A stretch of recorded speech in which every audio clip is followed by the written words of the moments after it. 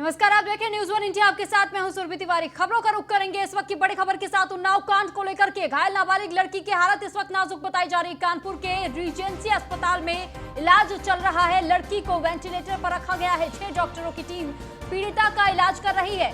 Regency अस्पताल के PRO Paramjit Arora ने जानकारी दी है। तो ये बड़ी खबर आपको बता रहे हैं। लड़की को वेंटिलेटर पर रखा हुआ है। 6 डॉक्टरों की टीम अब पीड़िता का इलाज कर रही है। रीजेंसी अस्पताल के पीआरओ परमजीत अरोड़ा ने इस बात की जानकारी दी है।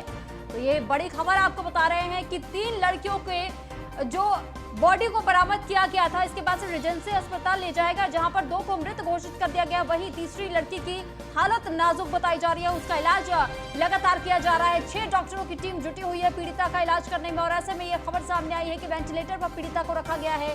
रीजेंसी अस्पताल में उसका इलाज जारी है।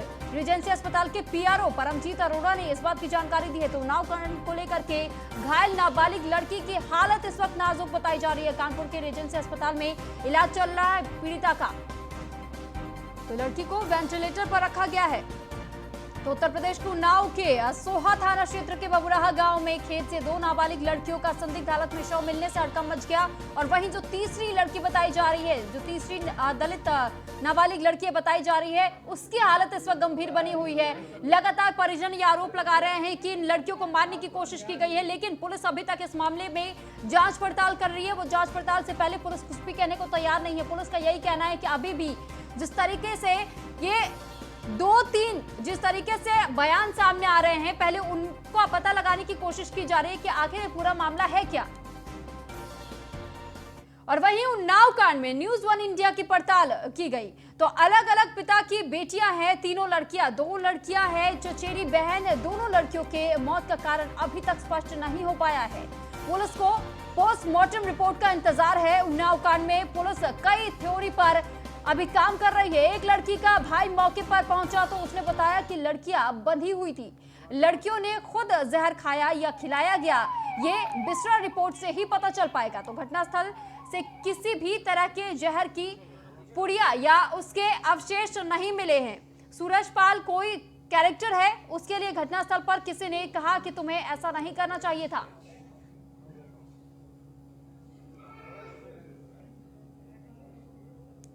और इस पर अधिक जानकारी के लिए कानपुर से रमन यादव हमारे साथ जुड़ चुके हैं और साथ ही उन्नाव से हमारे साथ गौरव यादव संवाददाता हमारे साथ लाइव जुड़ चुके हैं। सबसे पहले मैं आपसे जानना चाहूंगी गौरव, आप तो घटनास्थल पर मौजूद हैं, आपने क्या परिवार वालों से बातचीत किया है? अभी तक क्या कुछ अपडेट निकलकर सामने आ रहे हैं? जी बिल्कुल, देखिए सुरभि, बात करते हैं परिजनों की, तो परिजनों में से आधे परिजनों को पुलिस उठाकर ले गई है। और घटना स्थल के बाद से, जब से घटना घटित हुई है उसके बाद से ही परिजनों को, जो लड़का जो सबसे पहले मृतका का भाई था, उसको पुलिस ले गई, उनके पिता को पुलिस ले गई। यानी कि घर के आधे से ज्यादा पुरुषों को पुलिस उठाकर ले गई है। इस समय हम उस घटना स्थल पे, पहले हम आपको एक घटना स्थल की निगाह डाल देते हैं।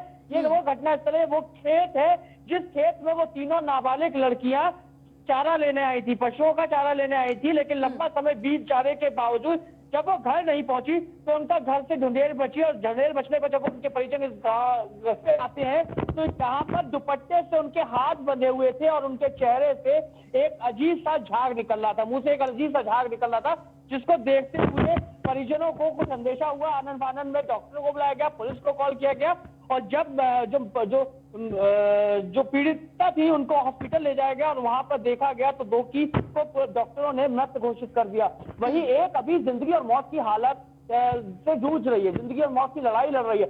वही सबसे बड़ी चीज ये है कि आखिर वो पीड़िता जो यहाँ पर चारा लेने आई थी, यहाँ आकर जहर क्यों खाएंगी और कैसे खाएंगी? यदि जहर खा भी लेंगी तो जहर खाने के बाद अपने हाथ क्यों बांध लेंगी? फिर वही दूसरी तरफ देखा जाए कि जो पीड़ित परिवार है, उसी परिवार के जो पुरुष है, उन्हें पुलिस आखिर क्यों उठा के ले गई? आखिर क्या वजह रही कि जब पुलिस उठा के ले गई? हमने यहाँ के स्थानीय विधायक से बात करने की कोशिश की सुनली। स्थानीय विधायक का कहना था कि पुलिस यहाँ से किसी, लेकिन वही दूसरी तरफ परिजन विधायक के सामने खड़े होकर ये आरोप लगा रहे थे कि पुलिस हमारे परिजनों को लेकर चली गई है और किसी भी तरीके का कोई जवाब देने को तैयार नहीं है कि आखिर वो लोग कहाँ हैं। जब हमने विधायक से बात करी तो विधायक ने साफ तौर पे लेकिन कहा गौरव, कि पुलिस किसी को नहीं लेके गई। गौरव, अगर आप ये कह रहे हैं कि पुलिस कहीं ना कहीं सवालों के कटघरे में परिजन को भी खड़ा कर रही है, तो वहीं पुलिस का ये भी तो कहना है ना बीच में कि अगर परिजनों के जो स्टेटमेंट्स अब तक सामने आए उसमें भी विरोधाभास देखा जा रहा है, तो ये विरोधाभास क्यों होता क्या है सुबीर, जब बात जब उसके घर होती है तो बदहवासी सी और उस बदहवासी में आदमी एक बार कुछ कहता है, दूसरी बार कुछ कहता है। वो स्टेबल, जब मेंटली स्टेबल होता है तब उसका स्टेटमेंट रिकॉर्ड करना चाहिए। लेकिन चूंकि पुलिस प्रशासन तुरंत ही उन पर दबाव बनाने की कोशिश करी है, रातों रात जो मृतका थी उनको बॉडियों को यहाँ से ले जाया गया, परिजनों को नहीं दिखाया गया और जबकि पोस्टमार्टम की बात कही गई। वहीं दूसरी तरफ जो परिजन है, जो उनका लड़का था, मृतका का भाई था, उसको भी पुलिस लेगी, उनके पिता को भी पुलिस लेगी। ये सबसे बड़ी चीज ये है, दो चचेरी बहनें और एक भतीजी जो यहाँ पर जिंदगी और मौत की लड़ाई लड़ चुकी है, दो हार चुकी है, एक अभी भी जिंदगी और मौत की लड़ाई लड़ रही है।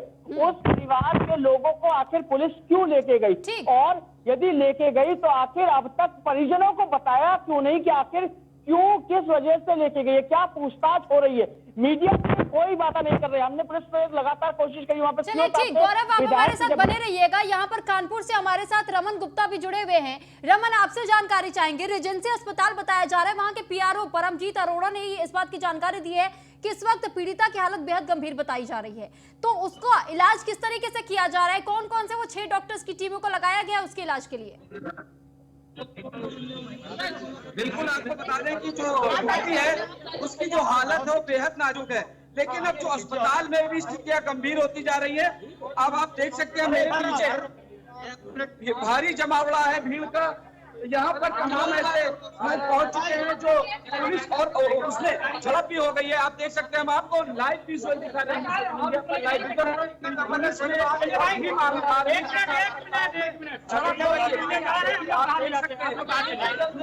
हालत है बेहद गंभीर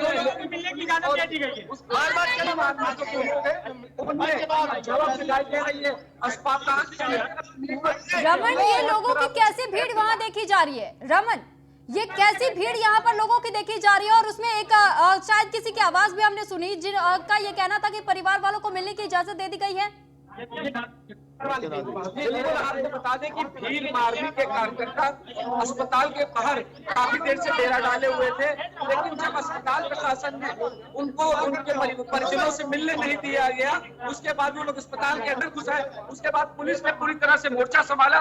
आप देख सकते हैं कि पुलिस में और भीम आर्मी के कार्यकर्ताओं में झड़प हो गई। आपको हम दिखाना चाहेंगे, आप देखिए, पुलिस लगातार समझाने का प्रयास कर रही है, लेकिन भीम आर्मी के जो कार्यकर्ता बाहर नहीं जाना चाहते। उनका यही कहना है कि एक बार परिजनों से मिलने दिया जाए। पुलिस भी भारी मात्रा में अस्पताल में मौजूद है।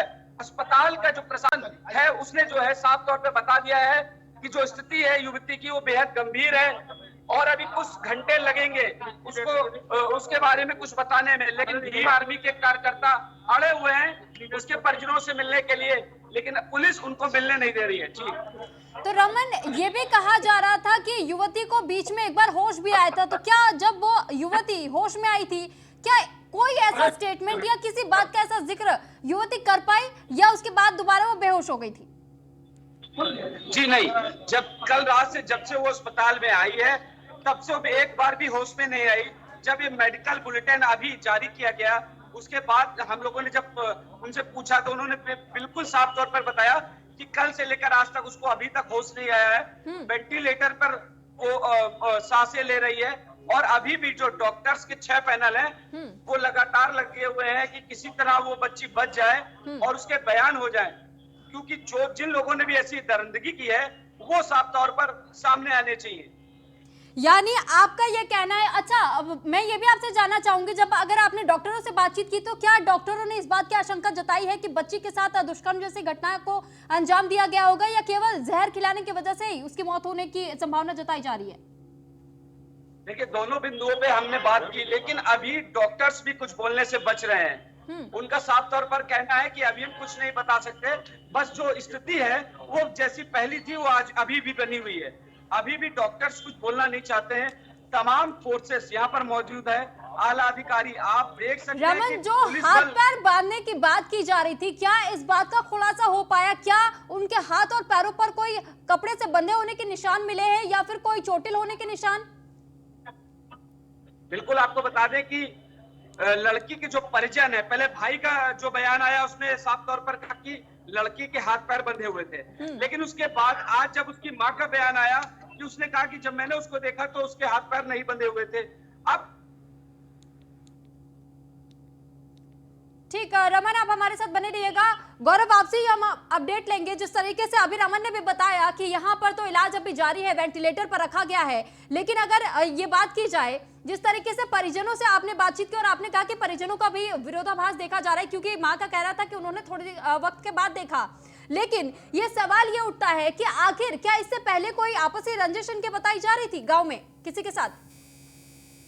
तो देखिए, यहाँ पर अभी तक कोई रंजिश का एंगल निकल के सामने नहीं आया। हमारे साथ नाव के रिपोर्टर है जो लगातार ग्राउंड जीरो पर यहाँ पर थे और इन्होंने इस घटना को समझा भी है। आपने परिजनों से बात करी, आसपास के गांव के लोगों से बात करी, क्या कुछ इसमें कोई रंजिश का एंगल निकल के सामने आया? नहीं, रंजिश का तो ऐसा कोई भी मामला सामने नहीं आ रहा है, लेकिन अगर पुलिस की बात करें तो पुलिस कहीं ना कहीं मामले को दूसरी दिशा में खींचने का प्रयास कर रही है, किस दिशा में ले जाने की कोशिश कर रही है? क्या लगता है इतनी देर आप यहाँ पर ग्राउंड जीरो पर लगातार पल पल की खबरें दे रहे हैं, क्या कुछ है पुलिस का रवैया? पुलिस कहीं ना कहीं ऑनर किलिंग की तरफ मोड़ने का प्रयास कर रही है और पुलिस का पूरा मामला संदिग्ध दिखाई दे रहा है। पुलिस का पूरा मामला संदिग्ध। अच्छा, आपने यहाँ के एसएसपी से बात करने की कोशिश की, क्या कुछ उन्होंने कहा? कैसे वो जवाब देते रहे? क्या वो सवाल जो मीडिया के सीधे सवाल थे उनका सीधा जवाब दे रहे थे या उन्हें घुमाने की कोशिश? एसपी हो या एसपी हो, सब पूरी तरीके से पल्ला झाड़ने का काम कर रहे हैं, ना कि वो मीडिया से बात करने का कोई भी बात नहीं कर रहे हैं। मीडिया से कोई बात नहीं कर रहे। और यहाँ पे जो विधायक पहुंचे हैं उनका क्या कहना है या परिजनों का क्या कहना है? यहाँ पर जो गांव के लोग हैं उनसे आपने बात करी, क्या कुछ निकल कर सामने? देखिए, बात करें विधायक की तो कहीं ना कहीं पूरी तरीके से राजनीति हो रही है पूरे मामले में। विधायक भी पूरी तरीके से, उनको भी जानकारी नहीं है कि किस तरीके से मामला हुआ है और कौन कौन अभी तक पुलिस किसको उठा ले गई है। पूरी तरीके से पूरे मामले में फेल किया जा रहा है। अब यहाँ के जो स्थानीय लोग हैं जो यहाँ पर घटना स्थल पर पहुंचे, आप भी पहुंचे, आपने भी देखा घटना स्थल पर जो लोग थे उन्होंने भी देखा, उन लोगों में जो चर्चाएं थी वो आम चर्चाएं क्या थी? तमाम चर्चाएं हैं, दुष्कर्म से लेके और मर्डर तक की चर्चाएं हैं कि आपसी रंजिश की भी चर्चाएं हो रही थी, दुष्कर्म की भी चर्चाएं हैं, तमाम चर्चाएं चल रही थी। क्या परिवार ऐसा है जिससे आपसी रंजिश हो सकती है? क्या इतना सक्षम परिवार है कि किसी के साथ शोषण कर सकता है? नहीं, आर्थिक रूप से कमजोर परिवार है और रंजिश की बात रही तो पूरे गांव में कहीं ना कहीं देखने को भी मिला, सुनने को कुछ लोग कह रहे हैं रंजिश की बात, लेकिन तमाम लोग ऐसे भी हैं जो रंजिश की बात को नकार रहे हैं पूरी तरीके से। यानी कि देखिए सुरभि, सबसे बड़ी चीज ये है कि हमारे संवाददाता जो यहाँ पे ग्राउंड जीरो पर हैं वो साफ तौर पर बता रहे हैं कि गांव में अलग अलग तरह की चर्चाएं हैं। कुछ लोग रंजिश की बात करते नजर आते हैं तो कुछ लोग रंजिश से नकारते नजर आते हैं, लेकिन पुलिस इस पूरे ही मामले में बचती नजर आ रही है, सीधे सीधे जवाब देती नजर आ रही है। ठीक है गौरव, यहाँ मैं एक और चीज आपसे जानना चाहूंगी, क्योंकि आपने अभी बताया कि ग्राउंड जीरो पर ही रिपोर्ट कर रहे हैं हमारे रिपोर्टर्स लगातार, तो क्या उन्होंने जब परिवार वालों से बातचीत की या जब ग्रामीणों से बातचीत की तो क्या उनमें से किसी ने भी इस बात को स्पष्ट किया कि उन लोगों के मुंह से जो तीनों लड़कियों को बरामद किया गया, क्या उनके मुंह से केवल झाग ही देखा गया या फिर उनके शरीर पर कोई किसी प्रकार के चोट के निशान भी देखे गए? जी बिल्कुल, बात करते हैं, यहाँ पे हमारे रिपोर्टर हैं। आइए चीज बताइए कि क्या आपने जब यहाँ पहुंचे थे, क्या यहाँ के लोगों में क्या ऐसी चर्चा थी कि जो लड़कियां यहाँ पर देखी गई, क्या उनके मुंह से खाली झाग ही देखे गए या हाथ भी बांधे हुए थे या चोट भी थी या कुछ और भी था? देखिए, तमाम तरीके की चर्चा है जो प्रत्यक्षदर्शियों का अगर माना जाए तो कुछ लोगों का कहना है कि बॉडी कुछ दूरी पे भी पड़ी थी, लेकिन कुछ लोग मानते हैं कि कुछ लोगों ने जो देखा है वो बता रहे हैं कि हाथ और पैर और गला दुपट्टे से बंधा हुआ था। यानी कि बंधा हुआ था, यानी कि कुछ चोट के निशान भी देखे गए थे बॉडी पे? बॉडी पे चोट के निशान नहीं थे, सिर्फ झाग उनके मुंह से निकल रहा था और हाथ पैर गला बंधे हुए।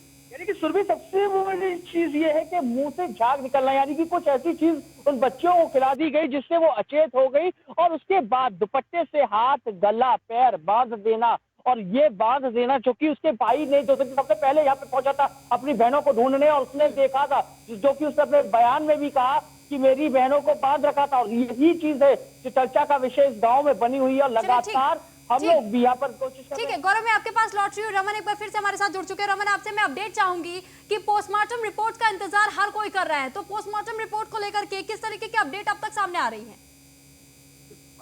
आपको बता दें कि अभी पोस्टमार्टम रिपोर्ट का तैयार है। अब फ्री मार्केट के जो कार्यकर्ता है वो लगातार इसी बात पर अड़े हैं कि पोस्टमार्टम की जो रिपोर्ट है वो आए, जिससे साफ तौर पर हर चीज सामने निकल के आए कि आखिरकार उन तीनों युवतियों के अंदर अगर पॉइजन है तो किस वजह से पॉइजन है या और कुछ कारण है, तो तीनों सब चीजों सारे बिंदुओं पर जांच भी करे। अब पुलिस भी लगातार हर बिंदुओं पर जांच कर रही है।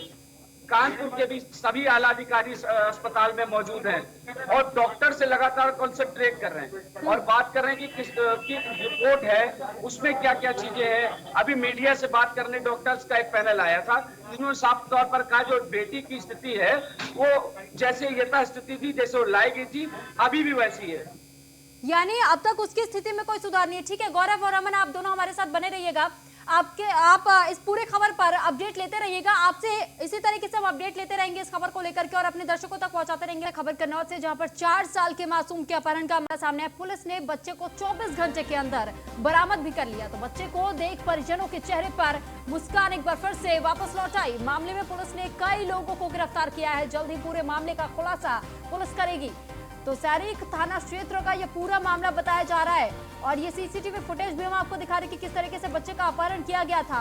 और बच्चे का अपहरण करने का जब मामला जैसे ही सामने आया, पुलिस ने इस मामले में तुरंत संज्ञान लिया और 24 घंटे के अंतराल में ही पुलिस ने इस बच्चे को बरामद कर लिया है। कन्नौज की खबर, जहां पर पुलिस ने मुस्तैदी के साथ काम किया और 24 घंटे के अंदर ही बच्चे को बरामद कर लिया। बच्चे को वापस देखकर परिजनों के चेहरे पर मुस्कान लौट आई।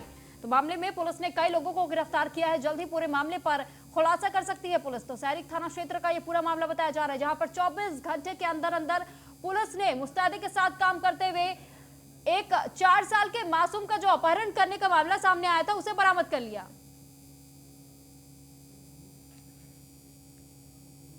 इस पर अधिक जानकारी के लिए राहुल कुमार संवाददाता कन्नौज से हमारे साथ जुड़ चुके हैं। राहुल, आपसे जानकारी चाहेंगे कि ये जो पूरा मामला बताया जा रहा है, 4 साल के मासूम का अपहरण किया गया, क्या ये कोई जान पहचान वाले लोगों ने इस बच्चे का अपहरण करवाया था या फिर कोई और मामला बताया जा रहा है? जैसा कि सौरी थाना क्षेत्र के ग्राम नगला गणेश का है, जहाँ एक बच्चा 4 वर्ष का अपने पिता के पीछे पीछे दुकान पर चला आया, लेकिन पिता किसी कारण वह कहीं चले गए, जिस पर बच्चे पर ध्यान नहीं दिया। वहीं कुछ लोग आए और उसमें एक तो कोई महिला भी पुलिसकर्मी दिखाई दे रही है, जिसने उसको बाइक पर बिठाया और लेकर वहां से फरार हो गए। इसके बाद उनके परिजनों ने कोतवाली में पहुंचकर कोतवाली को घेरा गया और जिसके बाद पुलिस ने एक्शन लिया। वहीं पुलिस ने सीसीटीवी के जरिए जांच पड़ताल शुरू कर दी, जिसके बाद वह बच्ची कानपुर में बरामद हुई। जिसके बाद बच्ची को उनके परिजनों को सुपुर्द कर दिया गया। चलिए ठीक, बहुत शुक्रिया आपके राहुल, तमाम जानकारी हम तक पहुंचाने के लिए। तो कन्नौज की खबर आपको बता रहे थे, जहां पर 4 साल के एक मासूम का अपहरणकर्ताओं ने अपहरण किया था, जिसके बाद से 24 घंटे के भीतर ही पुलिस ने इस बच्चे को बरामद कर परिजनों को वापस लौटा दिया। और अब खबर गाजियाबाद से, जहां पर मुरादनगर शमशान घाट का जो हादसा था उसे दोहराने की कोशिश में लगातार नजर आ रही है नगर निगम। तो तैयारी में निगम नजर आ रही है और ऐसे में दुहाई में बनने वाले शमशान घाट का टेंडर अब तक अलॉट नहीं किया गया है किसी को। बिना टेंडर के ही शमशान घाट में मिट्टी डालने का काम जारी है। पिछले 10 से आधी रात में डाली जा रही है। तो पिछले 10 दिनों से ऐसा कहा जा रहा है कि आधी रात को मिट्टी डालने का काम किया जा रहा है। टेंडर जमा करने की आज आखिरी तारीख बताई गई, यानी कि 18 फरवरी को आखिरी तारीख बताई जा रही थी, लेकिन अभी तक ये पूरा टेंडर किसी को अलॉट नहीं किया गया है। निगम ने मामले में 15 लाख का टेंडर जारी किया है। बड़ा सवाल यह है कि बिना टेंडर के कैसे मिट्टी डालने का काम शुरू किया गया? क्या इस तरह के गठजोड़ से कैसे आएगी काम में गुणवत्ता? तो अगर टेंडर किसी को दिया नहीं गया है तो ऐसे में गुणवत्ता के सवाल पर भी खड़ा होता है कि गुणवत्ता में जिस तरीके से सवाल खड़े होते हैं कि गुणवत्ता कैसे आएगी। तो भ्रष्टाचार का खेल एक बार फिर से गाजियाबाद में देखने को मिल रहा है। यह मामला स्थानीय निकायों में और नगर निगमों में किस तरीके से भ्रष्टाचार व्याप्त हो रहा है, इसका ज्वलंत उदाहरण है। अभी मुरादनगर हादसे हुए कुछ माह ही बीते हैं, इसके बाद गाजियाबाद स्थित दुहाई शमशान घाट का सौंदर्यकरण नगर निगम के द्वारा किया जा रहा है। इसके लिए टेंडर आमंत्रित किए गए, जो 12 तारीख को निकाले गए। 12 तारीख को टेंडर जो निकाले गए उसमें दुहाई शमशान घाट के 2 टेंडर थे, एक 20 लाख रुपए का और एक 15 लाख रुपए का। 20 लाख रुपए के टेंडर में 15,97,000 रुपए की मिट्टी भराव का कार्य था। लेकिन मुझे सूचना मिली कि गत करीब 10 दिनों से वहाँ पर लगातार मिट्टी भराव का कार्य चल रहा है। मैंने जाकर स्थलीय निरीक्षण किया तो पाया कि इसमें सत्य था। जब टेंडर अभी तक छूटा ही नहीं तो किस आधार पर वहाँ पर कौन व्यक्ति मिट्टी भराव कर रहा है, यह जांच का विषय है। अभी कुछ ही समय पहले गाजियाबाद के मुरादनगर इलाके में एक शमशान घाट का हादसा हुआ था जिसमें कई लोग मर गए थे और इस हादसे में सिस्टम और भ्रष्टाचार की जो गठजोड़ दिखा था उसका पूरा नतीजा ये रहा कि कई लोग उस शमशान हादसे में मारे गए। इस समय हम गाजियाबाद के दुहाई गांव में खड़े हैं और आपको ऐसा ही एक नज़ारा हम आपको दिखाते हैं जहां पर सिस्टम और भ्रष्टाचार का जो गठजोड़ है एक बार फिर देखने को मिला है। आप ये देख सकते हैं, ये जो सामने मिट्टी पड़ी है, मिट्टी के ढेर इतने जो लगे आप देख रहे हैं। यहाँ पर एक शमशान घाट जो है वो बनाया जा रहा है और यहाँ पर मिट्टी डालने का काम किया जा रहा है। अब आपको हम बताते हैं इस पूरे मामले की जो हकीकत है वो क्या है। दरअसल ये शमशान घाट का जो टेंडर है अभी हाल ही में छूटा है और इसकी जो डेट है वो कल यानी कि 18 फरवरी जो है कल लास्ट डेट है जिसमें टेंडर जो है वो जमा होना है। लेकिन जो हैरानी वाली बात है, जो खबर है इसमें वो ये है कि अभी टेंडर छूटा ही नहीं है, अभी टेंडर सिर्फ जमा ही हो रहे हैं। लेकिन यहाँ पर जो मिट्टी डालने का काम है वो शुरू हो चुका है। तो सबसे बड़ी हैरानी वाली बात यह है कि जो टेंडर है वो छूटा नहीं है, अभी सिर्फ जमा ही होगा। कल 18 फरवरी है और जो टेंडर जमा करने की आखिरी तारीख है उसके बाद जो टेंडर है वो छूटेगा। लेकिन बिना टेंडर छूटे ही यहाँ पर काम शुरू हो गया, तो आप समझ सकते हैं कि कितना बड़ा घोलमाल इस पूरे जो टेंडर प्रक्रिया में है वो दिखाया जा रहा है। यानी कि ये टेंडर पूरी तरीके से फिक्स है और कोई है ऐसा जो ये मानकर बैठा है कि ये टेंडर उसे ही मिलना है, इसीलिए उसने यहाँ पर जो कंस्ट्रक्शन का जो कार्य है, जो मिट्टी डालने का काम है वो 10 दिन पहले से ही शुरू कर दिया है। यहाँ कुछ जो लोग हैं उनसे भी बात हुई, उनका भी कहना है कि ये लोग रात में आते हैं 12 से 2 बजे के बीच में और यहाँ पर मिट्टी डालकर चले जाते हैं और उसको फैलाने का जो काम है वो चल रहा है। पूरी बात जो है इस पूरे मामले में कि अभी तक टेंडर छूटा नहीं है, उसमें भी 2 दिन बाकी हैं, लेकिन यहाँ 10 दिन पहले से काम शुरू हो चुका है। ऐसे में आप समझ सकते हैं कि नगर निगम के अधिकारी जो है इस पूरे मामले में कितनी मिली भगत है, जिसकी वजह से यहाँ काम अभी अलॉट नहीं हुआ लेकिन शुरू हो गया। Yadram Bharti, news 1 India. अभी कुछ ही सब तो फिलहाल इस बुलेटिन में इतना ही। आप बने रहिए न्यूज़ 1 इंडिया के साथ। नमस्कार।